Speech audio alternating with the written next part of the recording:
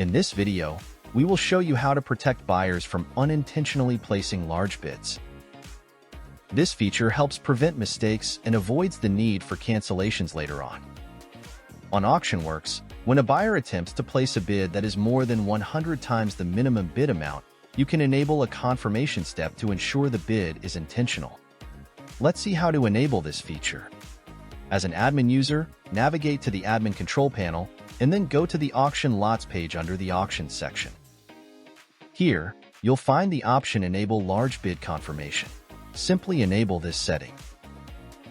Now, let's look at what happens from the buyer's perspective. Suppose a buyer tries to place a bid that is 100 times greater than the minimum bid amount displayed. In this case, a confirmation pop-up will appear, asking the buyer to confirm their large bid amount.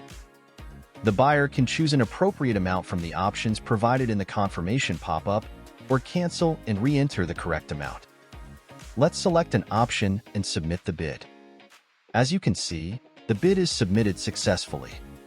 This simple feature helps prevent buyers from accidentally placing large bids, reducing the chances of errors and ensuring a smoother bidding process. By enabling this confirmation, you can protect both buyers and sellers from potential issues.